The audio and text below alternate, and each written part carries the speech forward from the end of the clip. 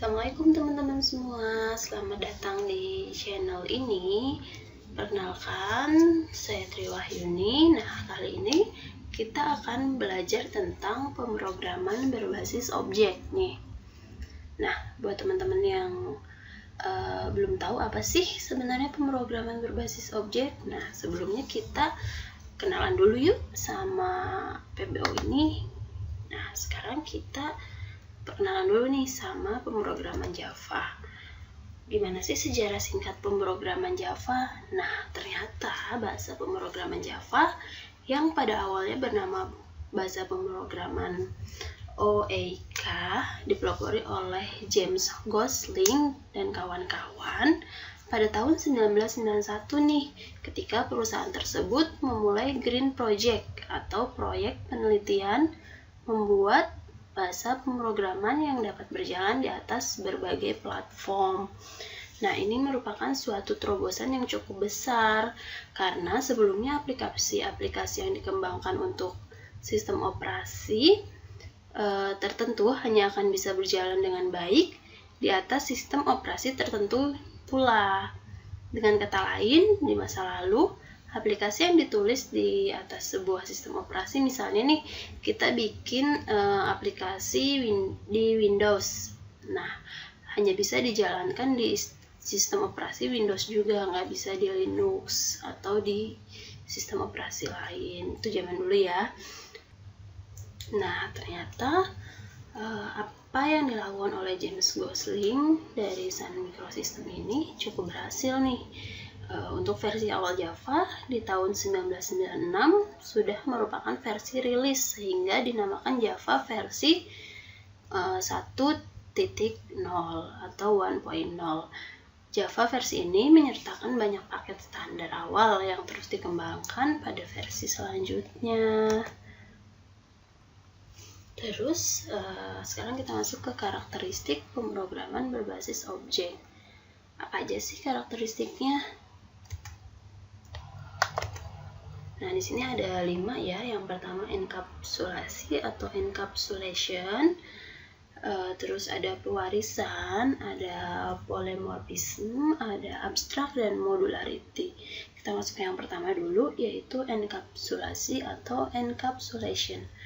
Nah, karakteristik ini merupakan suatu cara bagaimana menyembunyikan suatu proses ke dalam sistem. Hal ini berguna untuk menghindari interferensi dari luar sistem dan juga lebih untuk menyederhanakan sistem itu sendiri. Nah, kita ambil contoh aja. Misalnya nih teman-teman mengganti channel TV menggunakan remote ya. Apakah teman-teman tahu proses yang terjadi di dalam TV tersebut? Kayak misalnya kita kan neken tombol. Nah, kita neken tombol remote. Nah, apakah kita tahu nih itu si TV ini bakal prosesnya kayak gimana sehingga apa yang muncul di layar TV itu sesuai dengan apa yang kita tekan di remote TV itu. Nah, enggak kan, kita nggak tahu nih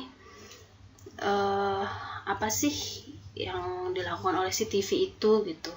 Dan kita pun sebagai pembeli TV ya nggak mau pusing sama proses yang terjadi. Kita taunya cuma kita beli TV, kita nonton TV, kita pencet remote, channelnya keganti dan lain sebagainya. Nah, ini yang dinamakan menyederhanakan sistem. Terus yang kedua ada pewarisan, yaitu pewarisan atau inheritance. Nah, pewarisan ini dalam PBO memungkinkan suatu kelas bisa mewariskan atribut dan metode kepada kelas yang lainnya atau subkelas, sehingga membentuk kelas hierarki. Contohnya nih, saat kita bicara mengenai bus, maka bus tersebut bisa diwariskan kepada bus yang lain berupa nomor trayeknya, bodi besar, jumlah penumpang banyak, dan lain sebagainya. Oke, yang ketiga ada polymorphism. Nah, ini karakteristik ini memungkinkan suatu objek dapat memiliki berbagai bentuk atau banyak bentuk. Bentuk dari objek ini bisa sebagai objek dari kelasnya sendiri atau objek dari superkelasnya. Nah, pada polymorphism ini kita akan sering menjumpai dua istilah yang sering digunakan dalam PBO. Yang pertama adalah overloading, yang kedua adalah overriding. Nah, overloading itu apa? Overloading itu yaitu menggunakan satu nama objek untuk beberapa metode yang berbeda atau bisa juga parameternya. Yang kedua overriding. Overriding akan terjadi apabila ketika pendeklarasian suatu metode subclass dengan nama objek dan parameter yang sama dengan metode dari superclassnya.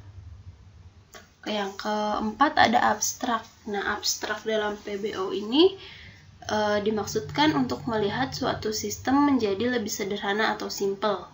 Misalnya nih, kita punya sistem motor.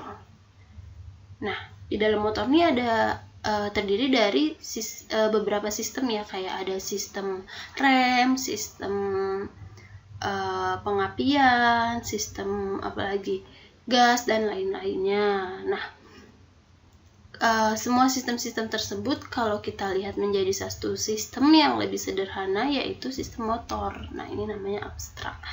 Terus yang kelima ada modularity. Modularity di sini setiap objek di dalam PBO memungkinkan bisa dituliskan atau dibuat secara terpisah-pisah dari objek lainnya, sehingga program bisa lebih mudah dikembangkan dan dimodifikasi. Kita ambil contoh sistem motor yang tadi ya. Coba dibayangkan seandainya sistem rem langsung menyatu dengan sistem motor atau sistem intinya ya. Nah, kalau misalnya rem rusak berarti kan kita harus ngebongkar semuanya nih, ya kan? Nah, fungsinya modularity itu apa? Ya ini tadi memisahkan objek tujuan dengan objek utamanya. Misal sistem remnya rusak, yang kita perbaiki hanya sistem remnya aja, yang kita bongkar hanya sistem remnya aja. Jadi kita nggak usah ngebongkar sistem utamanya atau sistem motor utamanya. Oke. Nah gitu. Jadi dengan adanya modularity ini, apabila ada objek yang akan diperbaiki atau dimodifikasi, ini akan langsung ke objek tujuannya aja. Jadi tidak ngutak-ngatik objek utamanya gitu. Terus jenis program Java itu terdiri dari dua, yaitu ada applet dan aplikasi. Applet itu apa? Applet adalah program yang dibuat dengan Java, dapat diletakkan di web server dan diakses melalui web browser. Nah, sebagai catatan, untuk web browser yang digunakan adalah yang memiliki kemampuan Java, misalnya Netscape, Navigator, Internet Explorer, dan lain-lain ya. Lalu yang kedua adalah aplikasi. Aplikasi adalah program yang dibuat dengan Java yang bersifat umum. Kemudian aplikasi dapat dijalankan secara langsung, tidak perlu perangkat lunak browser yang menjalankannya. Jadi kalau misalnya applet tadi harus menggunakan web browser, kalau aplikasi itu dia bersifat umum, jadi dibukanya nggak perlu pakai web browser gitu. Nah sekarang kita masuk ke tipe-tipe data ya. Nah di sini tipe-tipe data yang digunakan di PBO ini ada beberapa. Di antaranya ada boolean, chart, byte, short, integer, long, float, dan double.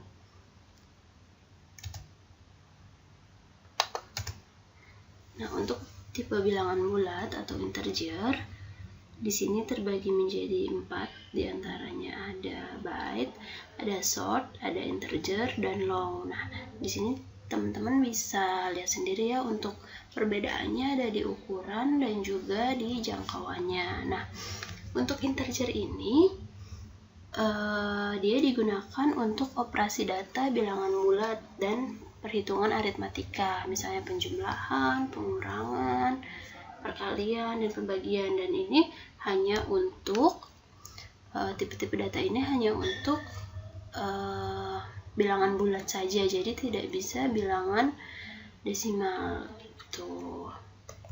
Lanjut, yang kedua ada tipe bilangan pecahan atau floating point. Nah, untuk floating point, misalnya kita mau menggunakan operasi aritmatika yang melibatkan pecahan nih, kayak misalnya 0, 3, gitu angka-angkanya ya. Nah, ini kita bisa pakai tipe data pecahan atau floating point ini. Di sini ada dua, yang pertama ada float dan juga ada double. Nah, untuk perbedaannya di sini ada di ukuran dan juga jangkauannya ya. Terus yang ketiga itu ada karakter nih atau char di sini ya. Nah, tipe data karakter ini digunakan untuk mendefinisikan sebuah karakter yang merupakan simbol seperti huruf dan angka. Misalnya angka 1, angka 2, dan tipe data karakter ini tidak bisa untuk operasi aritmatika. Gitu. Jadi hanya sebagai karakter aja, misal tanda strip, misal karakter A, karakter B, dan lain sebagainya. Lalu yang keempat ada tipe data boolean. Nah, ini digunakan untuk menangani keadaan logika atau keadaan dengan dua kemungkinan nilai, misal nilai 1 dan 0. Nah, di sini nilai 1 yaitu true atau benar, dan nilai 0 yaitu false atau salah. Contohnya lagi, misal di saklar lampu, ketika teman-teman mencet saklar lampu untuk turn on, itu misalnya true, bernilai benar, maka lampu akan menyala. Jika teman-teman mencet saklar lampu yang turn off, maka itu bersifat salah atau false, nanti lampu akan menutup gitu. Jadi untuk boolean ini hanya digunakan untuk menangani dua kemungkinan nilai aja, yaitu true dan false. Lalu ada variabel. Nah, untuk variabel ini, variabel itu apa? Variabel adalah tempat untuk menampung data atau konstanta di memori yang mempunyai nilai atau data yang dapat berubah-ubah. Jadi variabel ini bisa dirubah sifatnya selama proses program. Nah, dalam pemberian nama variabel ada ketentuan-ketentuan yang harus teman-teman perhatikan. Yang pertama, tidak boleh ada spasi. Misal, ketika teman-teman ingin membuat satu variabel yang bernama gaji bersih, maka teman-teman tidak boleh menuliskannya gaji spasi bersih. Nah, sebagai ganti spasi itu, teman-teman bisa menggunakan garis bawah sebagai penghubungnya, jadinya gaji garis bawah bersih gitu. Terus tidak boleh diawali oleh angka dan menggunakan operator aritmatika, misalnya plus gaji bersih gitu, nggak bisa ya. Lalu pembacaan variabel dalam pemrograman Java bersifat case sensitif, jadi ada beda satu karakter aja, beda titik, beda koma itu sensitif, jadi akan dianggap berbeda tuh. Nah, untuk konstanta, kalau konstanta itu kan kalau variabel itu kan tadi bisa diubah selama proses program. Nah, konstanta ini merupakan variabel yang tidak dapat diubah nilainya. Misal tadi udah dibikin nilai akhirnya 100, ya udah nggak bisa diubah gitu. Nah, untuk penggunaan konstanta ini teman-teman bisa pakai deklarasinya final, depannya dikasih final ya, final spasi tipe datanya apa, spasi nama variabelnya. Kalau yang variabel tadi kan deklarasinya tipe data spasi nama variabel gitu. Nah, sekarang untuk membuat komentar. Nah, untuk membuat komentar, teman-teman di sini di PBO bisa pakai 3 ya. Ada 3 jenis. Yang pertama yaitu end of line comment. Kenapa disebut end of line comment? Karena semua tulisan atau komentar-komentar atau penjelasan yang berada setelah tanda slash ganda nih, tanda garis miring 2, itu dianggap sebagai komentar dan hanya dibaca dalam satu baris saja gitu.